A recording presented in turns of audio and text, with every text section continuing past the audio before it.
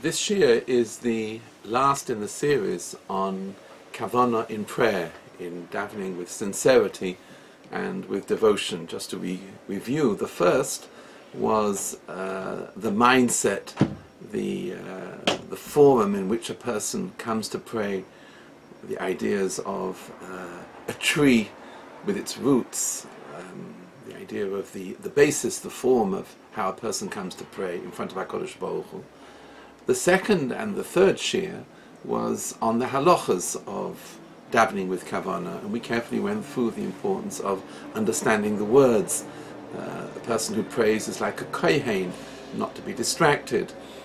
The problems of turning prayer into a pigeonhole, where it's slotted in like a sardine and it's squeezed in between an appointment before and a meeting afterwards. This shir is more homespun.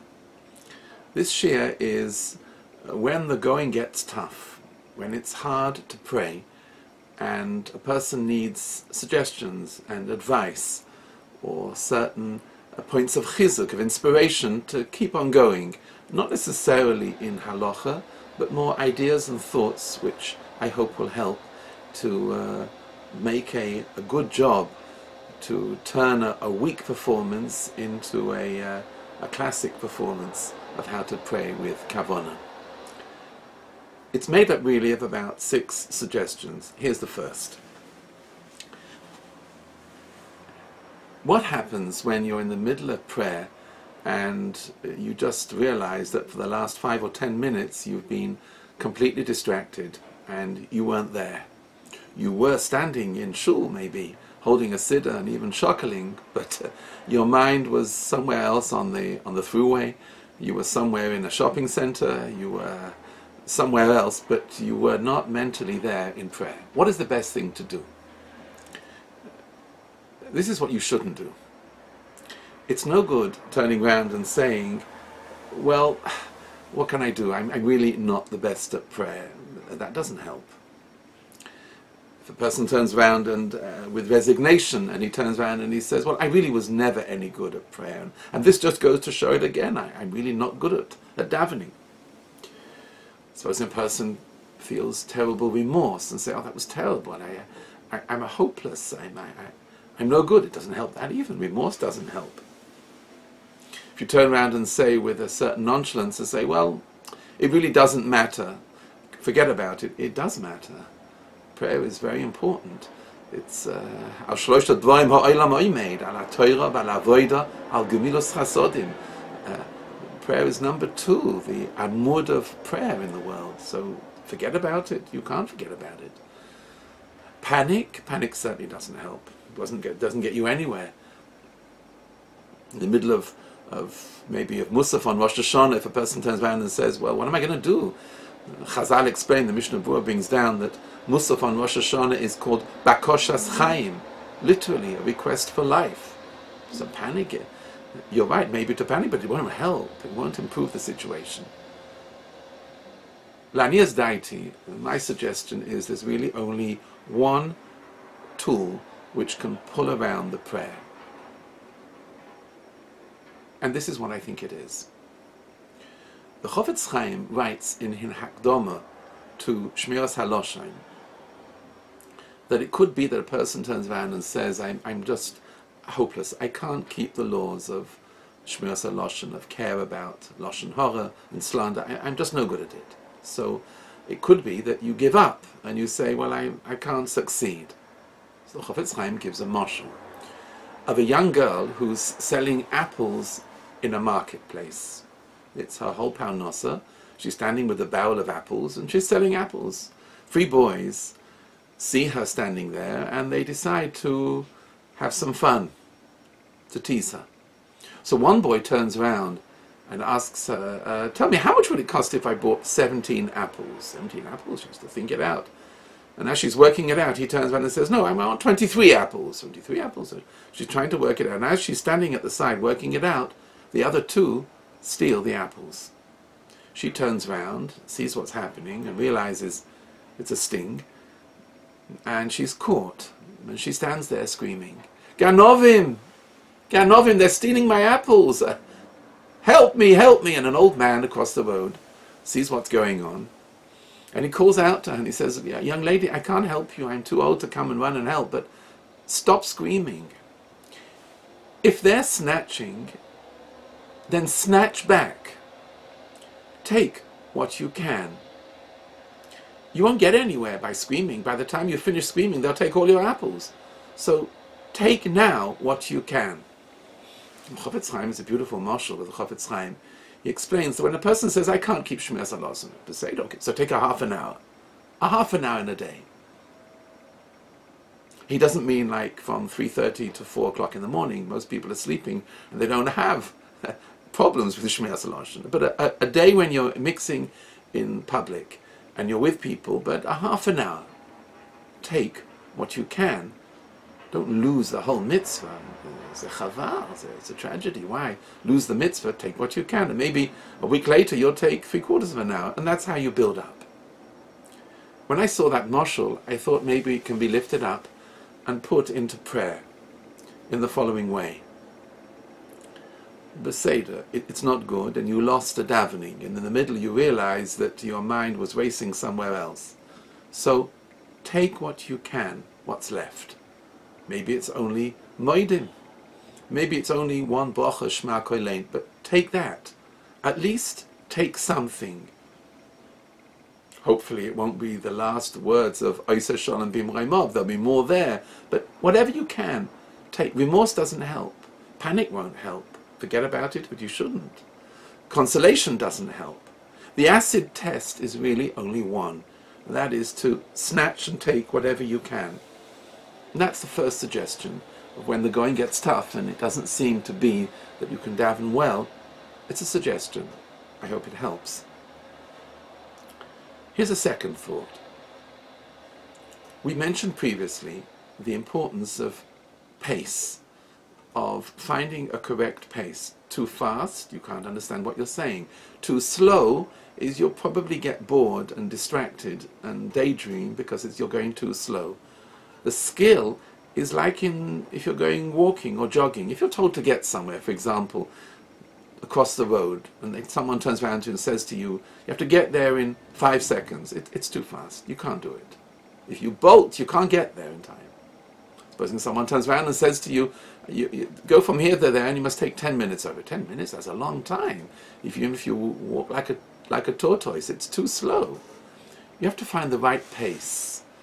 When you run or you jog, you walk, you have the pace is critical. It's the same in prayer.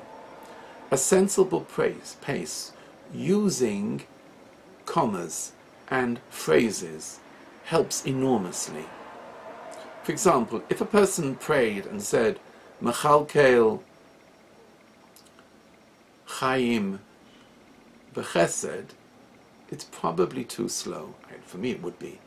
I need to say in phrases and turn the words in the text into a conversation. Machalkel Chaim B'Chesed, Machaye Meisim, Berachamim. Using phrases, using commas, it turns the prayer into a realistic conversation. But you have to find the right pace. The right pace, it's like with an orator, someone who's speaking. If you're listening to someone talking and they're talking far too fast, you lose patience because you can't follow what they're saying. Too slow, you get bored. Well, prayer is a conversation with the Almighty, and therefore it should be said in a way that it's completely at one's own discretion. What's good for you, not necessarily for somebody else. Some people find it's much better to fast slow. We discussed this already.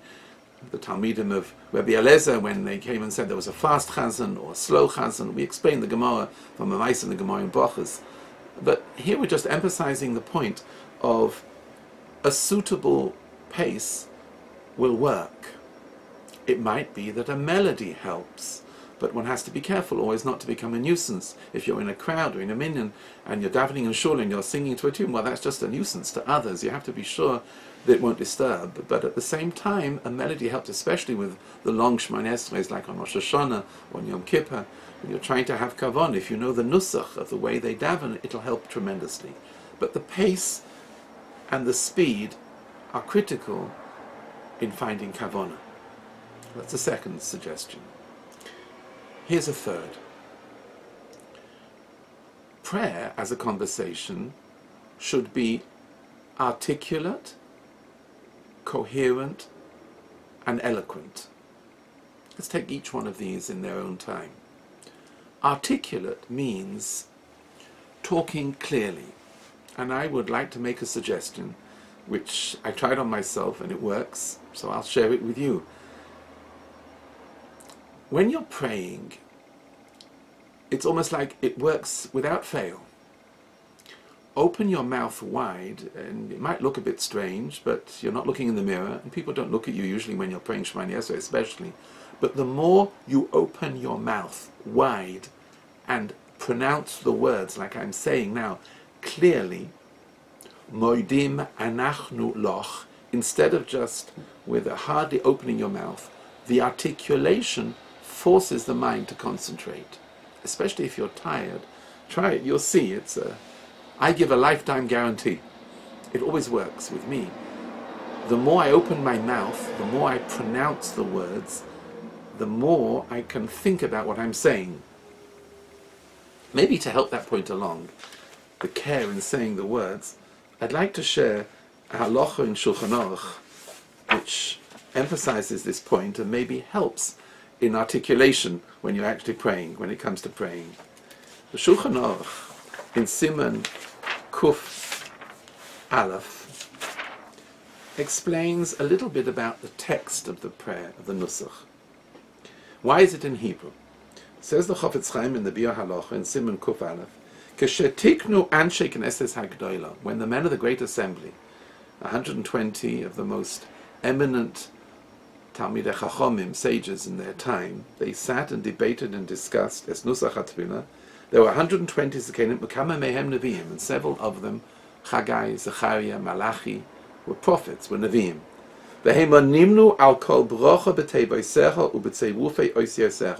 And they debated and discussed on the words, the letters, and the joining of letters, the kama soidas ne'elomas v'nisgovos. And in their composition, they included many secrets which are beyond our understanding, but are laid and impacted inside the words.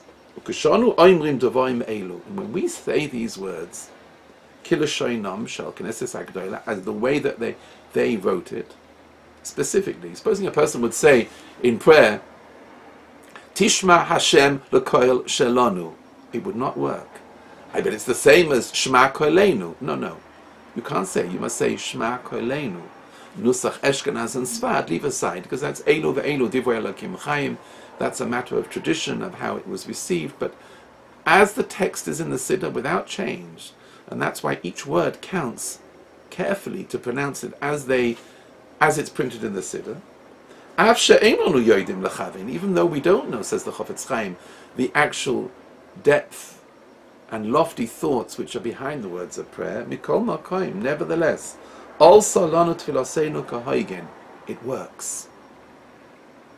It makes an effect. Ki hatevois ba'atzmon, because the words themselves, po'alin kedushosa namala, they arrive, they get there. Masha ein kain kemishpalin belaz, if you daven in a foreign language. Obviously it's not the same. So the Chofetz Chaim is here talking about the importance of praying in Hebrew, but there's behind the words, they deserve articulation. The words are precious. Your own words would not get there the same way. You can stand there for 100 years, it wouldn't be the same. Perhaps we can give a mashal, maybe a silly mashal, but if it works, it's useful. Supposing you wanted to send, I don't know, a message to the moon. So you take a catapult and you shoot it up on a rubber band. How far would it go? A few meters, if that. It would be much better to take a trip to Cape Kennedy and put the message on a rocket. The rocket will get there. Meaning, the Nusach HaTfilah arrives. It, says the Chofetz Chaim, it gets there. Kahoigen. It arrives in the place it should get to. Our catapult won't work. Anshe Knesset Agdoila, in their great Nevuah and Kedusha and Chochmah, chose and debated and discussed a text which works. It gets there. And therefore it needs the articulation and coherent, meaning to hear what you're saying and said clearly.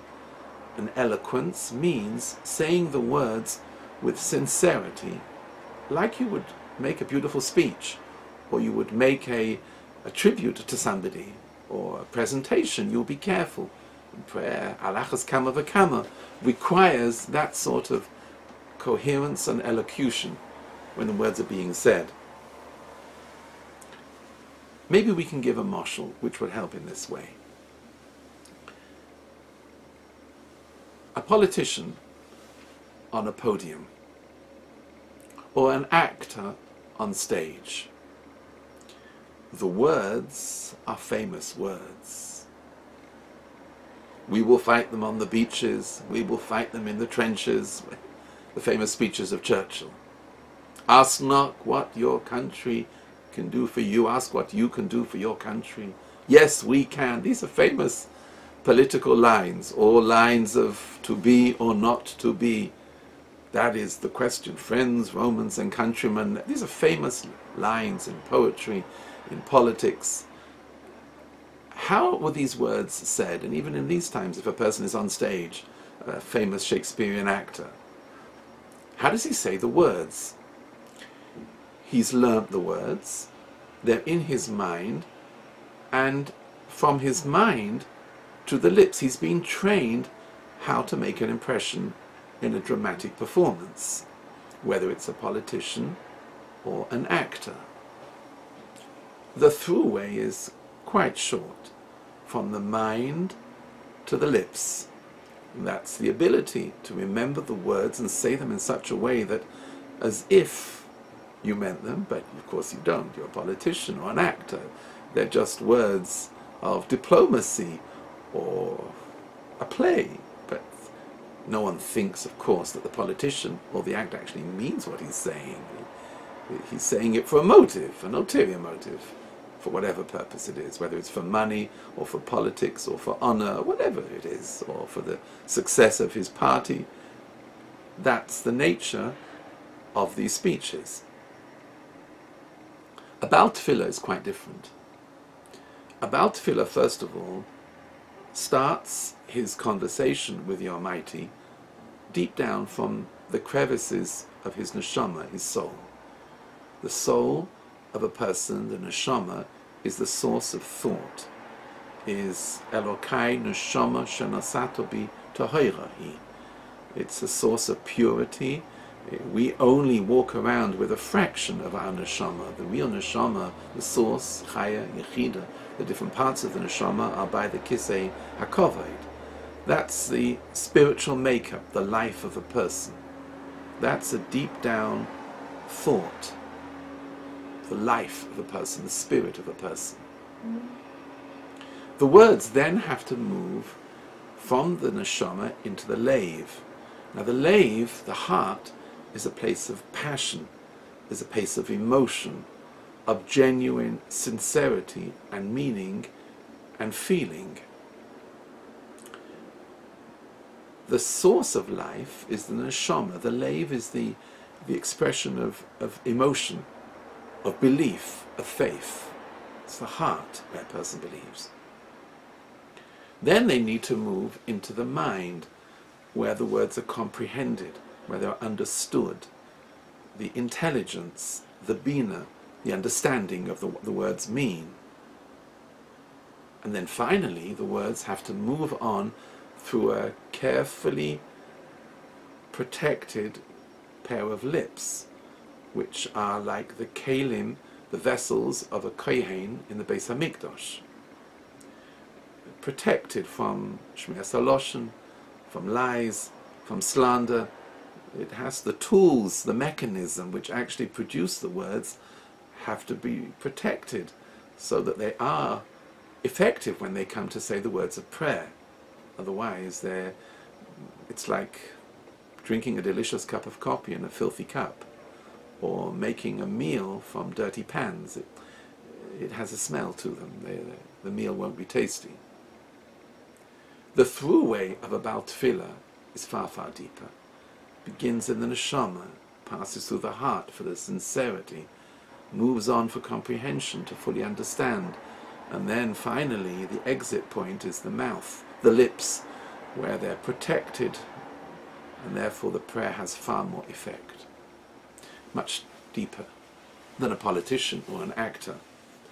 Much more than just an ejection of words which are to create an impression like an actor or politician. They're meant to have much more impression. They have to go far further than just impressing an audience of a few hundred.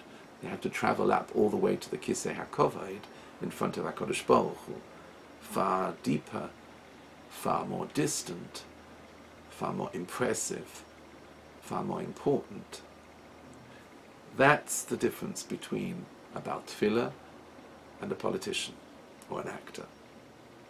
There is a poem which I believe was written by Rabbi Yehuda HaChassid, which describes this sort of movement of the prayer. Bilavovi, it's a beautiful song which they sing, but we'll leave the song for another time. Just what is the beautiful words of the poem? Bilavovi mishkan evne. In my heart I will build a tabernacle. Lahadar kavoidai, for the honor of His Majesty, His honor. Uve mishkan mizbeach osim, and in the tabernacle I will place an altar.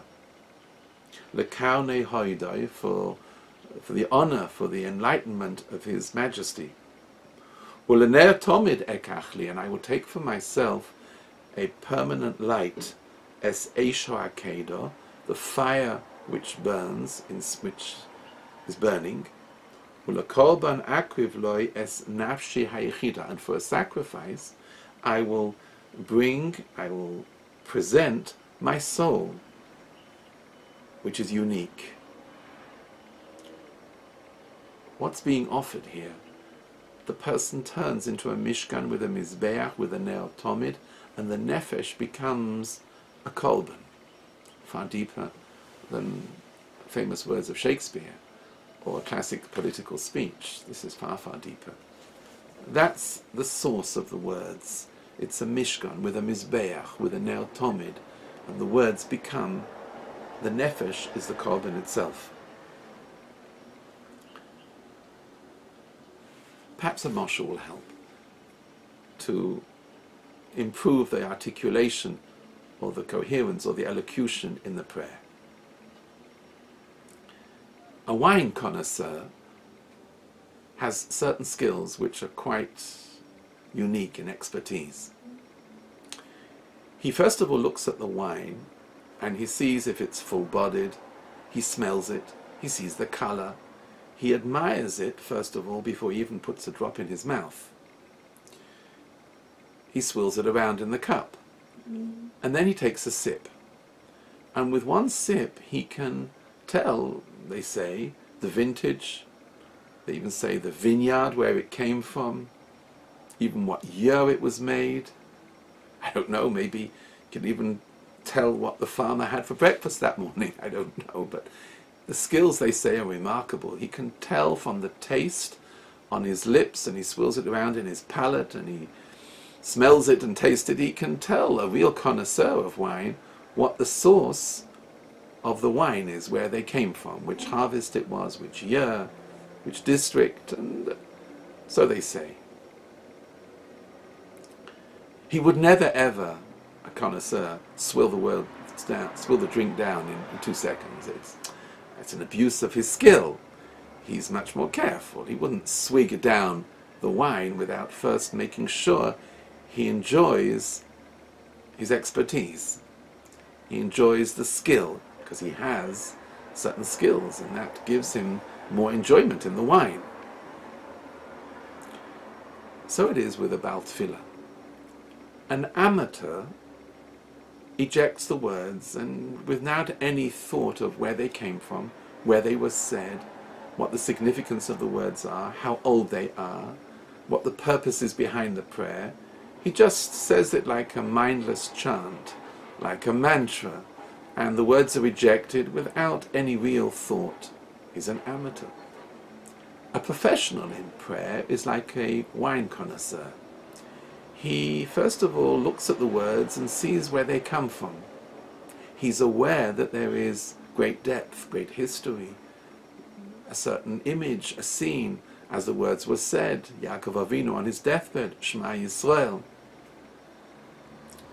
Pashas Tzitzis given to Klal Yisrael in the Midbar, Mitzvot Tzitzis, and so on. Psukei de Zimra, different chapters written by David HaMelech. I agree that one can't do this all the time, but occasionally to look at prayer with its background, taste the vintage, smell the scent, pick up the aroma of the words, and you'll find you'll have more articulation and coherence, and it'll come out with great elocution. It's a suggestion, but it would help a great deal. This skill of looking into the background like a wine connoisseur does with words, you turn from being an amateur into a professional. And that's really what we're striving to do here, to lift up the ratios of Kavana, and it'll work when a person takes a little bit more time thinking of the background of what the prayer is and where it originated. A fourth suggestion. The first was the girl of the apples, snatch what you can. The second suggestion was a second look at pace and speed. The third was the importance of trying to be articulate in prayer and saying the words clearer. We gave some suggestions how that's done with the marshal of the actor and the politician and the Baal Tefillah, and also the wine connoisseur. But now I'd like to suggest a fourth point, which is the company you keep in prayer.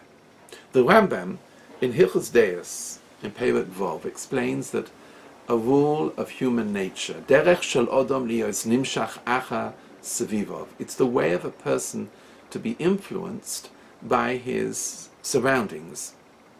And therefore, if you're davening in a shul, where it's like a stock market, or a shopping mall, or a theatre entrance, where people are just walking in and out and talking, it's unlikely that you'll be able to daven properly. Aye, but you're devoted, you try so hard, but it's unlikely. If everybody's talking, if all the women in the women's gallery are just discussing consumer items and shopping areas and different aspects of materialism, it's unlikely you'll be able to pray. Why? Because it affects you. The way of a person is to become affected by the society.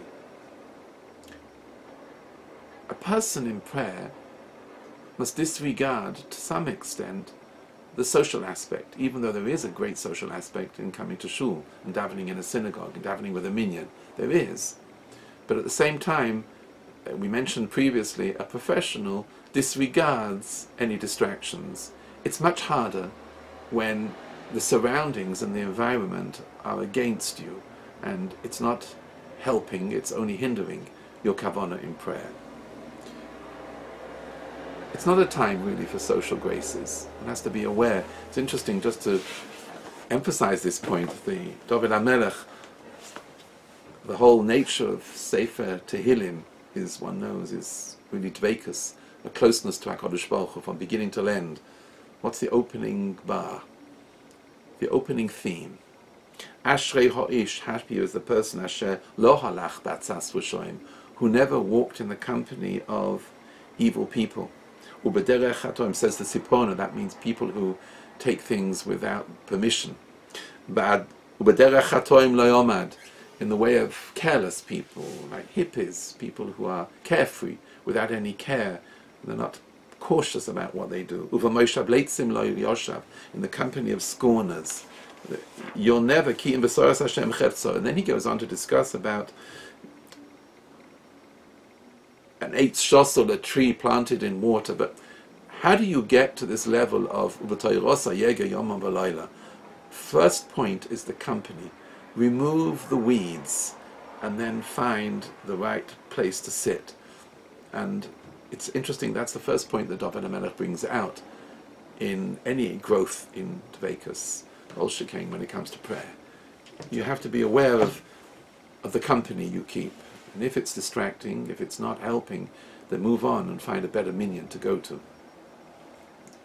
I remember once, a friend once told me, I don't know the source, in the Maharal, but the Maharal asks a question, why it is that people who live in a certain country, their facial features begin to look like where they're living.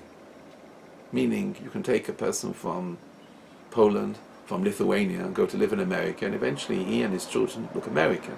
But he doesn't come from there, he comes from Poland or Lithuania. But from Spain or Sweden will go and live in South America, they'll look more like a South American, because it's the way of a person to be caught up even physically. The Maharal explains that it comes up from the ground. Facial features in the ground where one is. I was thinking that if in physical, which is far harder to change, a person changes by the company and the area where he is, and Kol Shekain, how much more so in spiritual matters, which are far more sensitive, which are far more delicate. One picks up the environment if one's in a company of scoffers or scorners or carefree people, and the prayer is damaged. It becomes a casualty because of that.